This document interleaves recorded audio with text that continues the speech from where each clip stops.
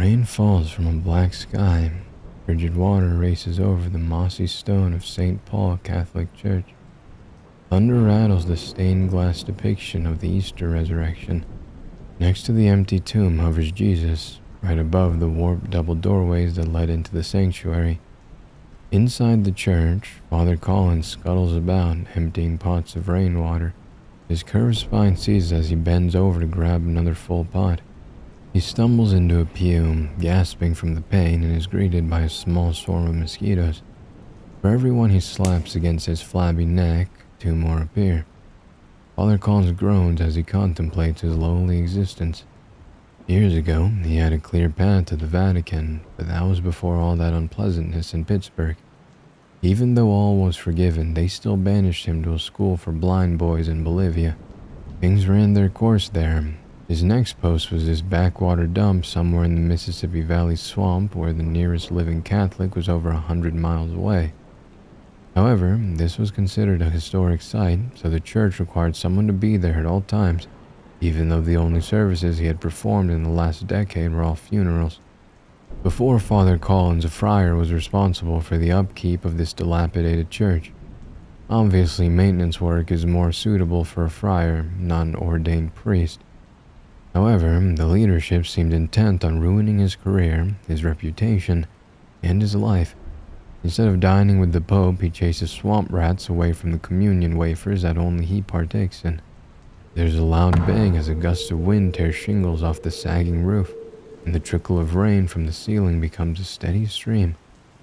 Father Collins shakes a frail fist at the heavens, forsaken by his old friends and allies, forsaken by God himself.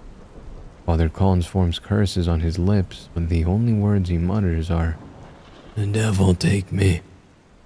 The wind dies down, the rain tapers off. With a groan, Father Collins grabs the overflowing pot of rainwater and waddles towards the kitchen. Loud rapping on the door startles the priest, causing him to drop the pot. Water sprays onto the pews, soaking a hymnal and a Bible, silently cursing God and whatever lost drunk is banging on the door at this ungodly late hour. Father Collins kicks the pot under a pew, bruising his big toe in the process. The priest grunts, the door creaks open, and suddenly, Father Collins stands before a beautiful young man wearing a crisp white suit. The stranger's pale, unblemished skin radiates in the darkness. Piercing gray eyes stare out from a seductively androgynous face. All this framed with luscious blonde locks that bounce as he shakes the rain from his hair. Composing himself, Father Collins says, "Look at you, standing in the rain.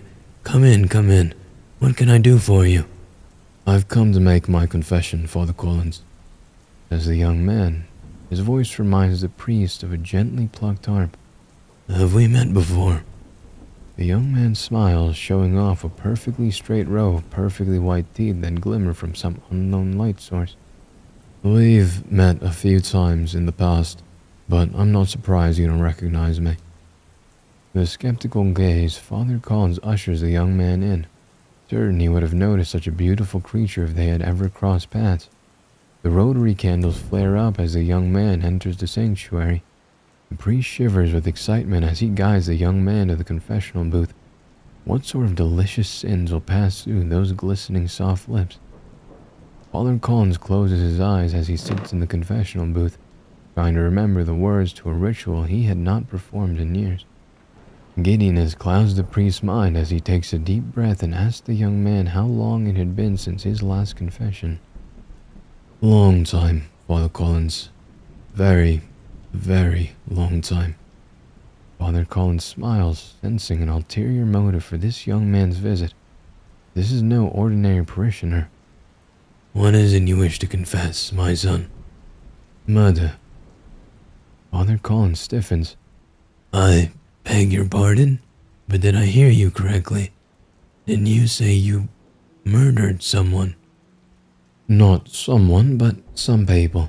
Killed a man's children along with all his servants. Then I drove his cattle off a cliff, and I'm talking tens of thousands of cattle." Perhaps this young man's company is a gift from an old friend, a sympathetic one who knows how lonely the last few years have been for Father Collins. Choosing his words carefully, Father Collins asks, Is this some sort of game? No, I really did that. Well, not personally, but I caused it all to happen. Why would you do such a thing? Asks Father Collins in a low voice. The young man says, Because I made a bet with God. You should know the story. You wrote a whole sermon on it. The righteous suffering of Job. You first gave that sermon almost 40 years ago when you held a fancy position in Pittsburgh. Same day you called little Brian Mayfield back to your office. The priest's lecherous smile vanishes. How could this stranger possibly know that? The young man waits a few moments for the priest to respond. After receiving nothing but garbled stammering from the priest, he continues. You must remember that sermon. You went into gruesome detail about how I killed Job's kids, his servants, and his livestock. Well, over the last few centuries, I've been thinking about Job's family, and you were right. What I did was wrong. While God has an exponentially higher body count than me, that doesn't excuse what I did. I would like to officially apologize for that. The priest's voice trembles. Who are you? Ignoring the question, the young man continues. If I have to resort to murder to corrupt a soul, perhaps that soul is not worth corrupting. Besides, I've learned it is much easier to corrupt a soul with petty inconveniences. In fact, sometimes all it takes is a leaking roof to not only get someone to curse God, but actually invite me to take them away. Father Collins cries out. Who are you? There is a long pause. When the young man speaks, his voice lowers a few octaves. You know who I am, Father Collins. Beads of sweat trickle down the priest's wrinkled brow. Why have you come here?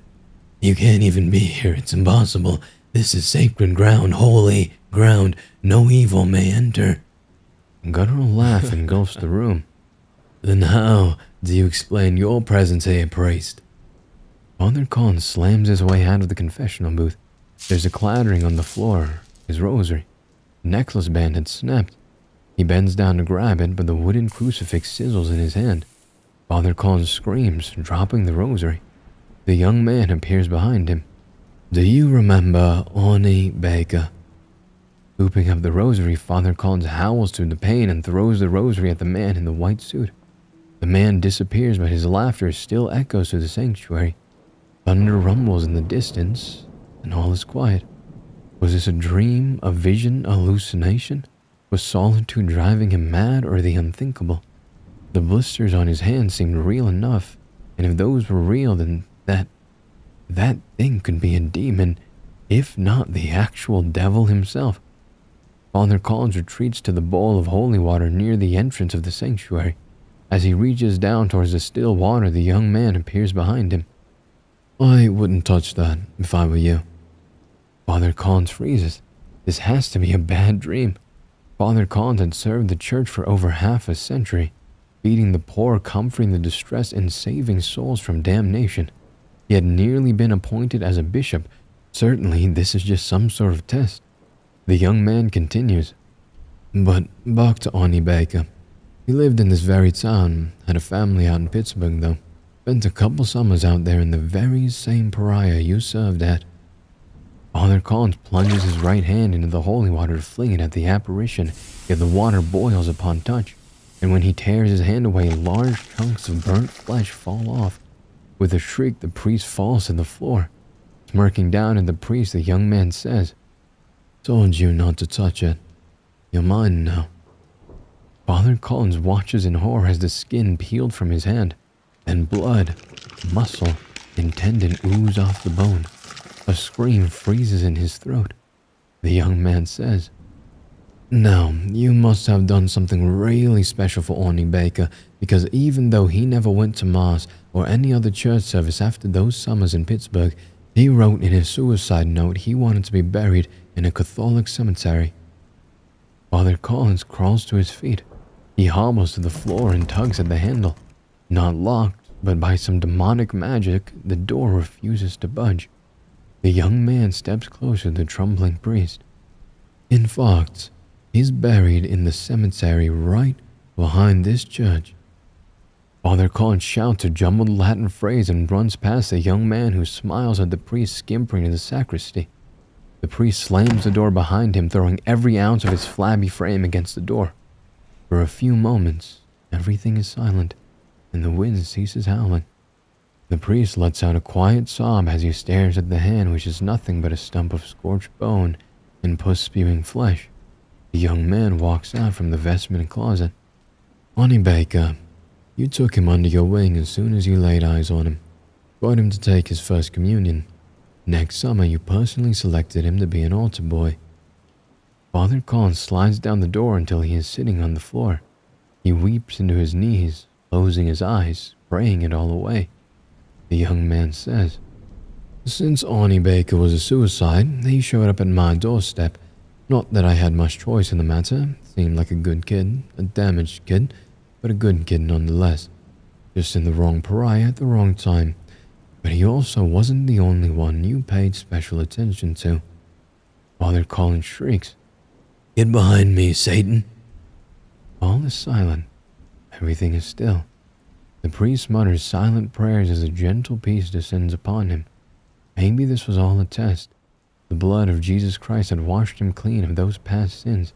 He would wake up, his hand would be fine, and no one would be there. Composing himself, Father Collins dares to crack his right eye open. A few inches away are the hungry eyes of the devil. Flailing his stump of an arm, the priest charges to the other end of the sacristy, wrenches the door open, and then dashes down the hall. Shameful images of the past clog the priest's mind as he tries to find the back door, the one he uses at least 3 times a day, but for some reason it is eluding him now. By some malevolent force, this small church with only 4 separate rooms outside of the sanctuary and only 2 hallways had morphed into an inescapable labyrinth. The priest races down familiar hallways that lead to unfamiliar intersections. His vision blurs with images of young Arnie Baker, the curls of his sandy blonde hair, the pale freckled smiles, the dimples on both sets of his pudgy cheeks, the shame in his auburn eyes. Panting, Father Collins rounds a corner only to find himself standing face to face with the devil. The devil says, "Many people erroneously believe I enjoy torturing the souls of the damned, which, for the most part, could not be further from the truth. On the contrary, I am quite fond of humanity. Why else would I risk the wrath of Almighty God to free you pathetic mortals from his spiritual tyranny? I risked everything to free Eve's mind and lost everything in the process. It's not like hell is my first choice of residence." Numb fear is replaced by manic terror. The priest flees down the vacant hallways, throwing open doors with his one good hand, but only finds more brooms and mop buckets. The futility of his efforts, the impossibility of his circumstance, brings the priest to his knees. Too exhausted to run, too terrified to fight, there is nothing to do but wait for the end. The devil steps out of a broom closet. He continues talking as if there had been no interruption. "So, when I get a poor little soul like Arnie Baker unjustly tossed into my little pit of fire, I do what little I can to make them comfortable. And, if at all possible, do something special for them. You ever wonder why you were assigned to this run-down pariah?" Father Collins snivels. "I'm sorry, I didn't mean to hurt anyone. I asked for forgiveness, I repented, I said my Hail Marys." The devil's rumbling laughter cuts him off. "I have never understood how a few Hail Marys, along with a small serving of rotten grape juice and stale crackers, cleanse a soul from even the worst atrocities." The devil pauses to take a deep breath, sucking all the air out from the narrow hallway. "You see, God and I made a bet about you, much like the one we made about Joe, but instead of murdering your friends and family, I only asked to be allowed to play a few harmless pranks and have a say as to where you were stationed. So over the years, I have caused the floorboards to creak under your desk no matter where you put it, dislodged the occasional roof tile to let a little rain, and sent swarms of bugs to torment your sleep every so often. Little things just to be an annoyance. One of my favorite pranks was causing your shoelaces to snap at the most inconvenient times.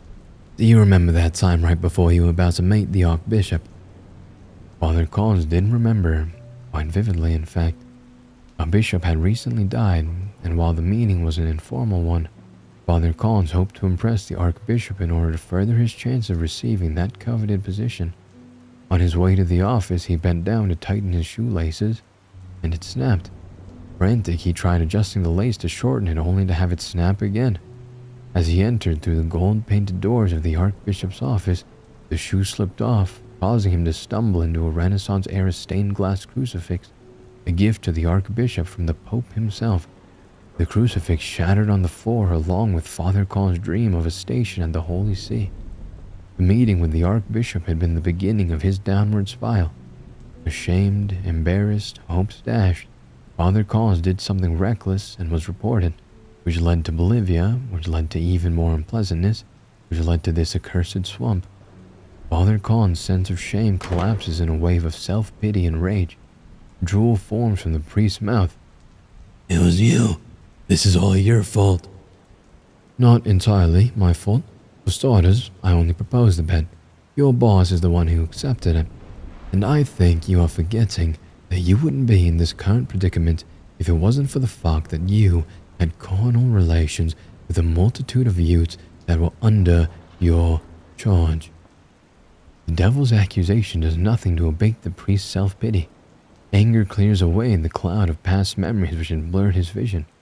He spots the elusive back door right behind the devil. The priest bounds to his feet, racing past the devil as fast as his robe will let him. He bursts through the back door, sprints to the flower garden, and dashes into the cemetery. Howling wind rips crisp leaves from branches, and small whirlwinds of dead foliage tear across the priest's path. Lightning tears through a wall of rain which is cascading over the church and into the cemetery. The ground turns to a muddy swamp clinging to the priest's shoes. The tongues of his shoes loosen with the snapping of shoelaces. Mud sucks in the Italian leather, leaving the priest to flee in silk socks. As Father Collins stumbles to the downpour, a root wraps around his ankle. The priest crashes to the ground, and all the air is torn from his lungs. Darkness obscures the tangle of roots trapping his foot as Father Collins tries to pull his ankle away. The roots tighten their grip, yet there are no trees nearby. Nothing but rows of headstones. Lightning cuts through the wall of black clouds, illuminating the headstone in front of the priest. In that flash, Father Collins sees the name, Arnold Baker, engraved in the stone. The roots trapping his leg refuse to budge. Father Collins wiggles a few fingers between the roots and his leg, but the roots respond to his touch by tightening their grasp. He kicks at the roots with his one free leg, but it too becomes ensnared by roots that seem to be popping out from the ground. As Father Collins tries to push himself away, he feels the roots pulling him closer to the tombstone. Arnold Baker's tombstone. Lightning flashes overhead, and Father Collins looks down at his feet to find them trapped, not by roots, but by skeletal hands. Father Collins screams as he thrashes his feet. He rolls to his belly, grasping at muddy clumps of grass in a futile attempt to pull himself away. Despite the priest's best efforts, the skeletal hands maintain their vice-like grip. Bony fingers pierce into his calves, digging through muscle and tendon until scraping against the shrieking priest's leg bone. The skeletal hands yank, tearing through Father Collins' soft flesh. Wailing to a deaf god, Father Collins digs his fingers into the mud as he is pulled into the earth. First, his feet disappear, then his legs crunch in unnatural angles as his body twists farther into the dirt. A flash of lightning. The devil stands before the priest, who is up to his neck in dirt. The devil holds up his hand and says, "Ani, could you give us a minute?" The fingers wrapped around his leg bones cease their tugging. Father Collins screams hoarsely, Please, mercy, I'll do anything, anything. The devil crouches over him and gives the priest's head a sympathetic pat. Let's start with a question that has bothered me for thousands of years, but I've never gotten a satisfactory response. Can you do that for me, Father Collins? The priest grovels. Please, have mercy on me. Please, I'll do anything you ask. The devil smiles. I'll take that as a yes. One thing that has always perplexed me is why does everyone think I'm the bad guy?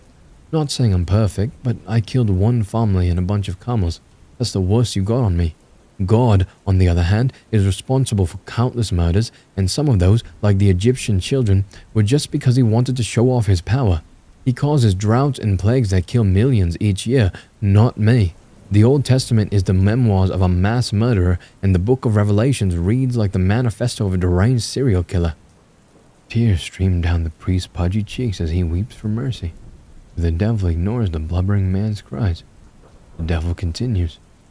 God even says in Revelations that Satan, me, will be helping humanity fight against his righteous slaughter of every man, woman, and child who didn't say nice things about God, yet for some reason, you humans still think I'm the enemy. So tell me, priest, as someone who has devoted their life to studying the Holy Scriptures, why do you think I'm the evil one?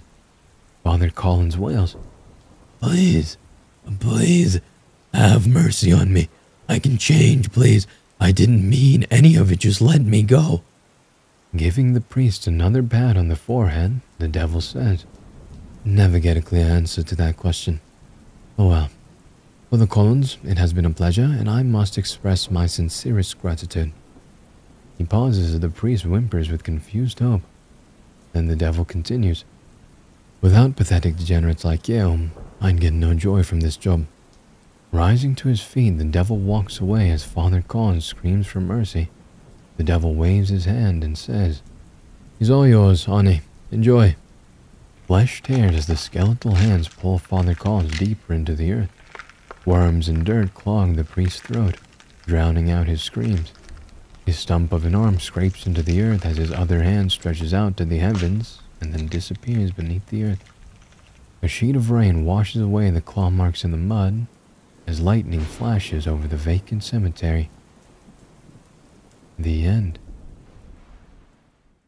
That was great, and I'm saying that because this is my second time reading this story on the channel. I decided there's a couple stories on my channel that I really enjoyed when I was starting out. I'm not going to tell you what those were, but there's two other ones that hopefully I'll be able to do in the coming weeks. I won't do them too close to each other, but this was the first one, and this is a Devil's Confession, as the title says.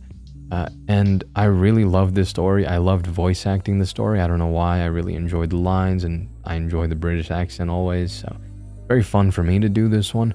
A lot of sound effects, but there's a lot of stories that I really liked that when I started, I wasn't that great of a narrator, and I wanted to redo them and give them more life and proper life because I think my quality has greatly improved since I began. So I hope you enjoyed this one. I hope I was able to reinvigorate it. The author is listening to this, so I hope you enjoyed it. And go check out any more of the author's works. I'll leave the link to his website in the description.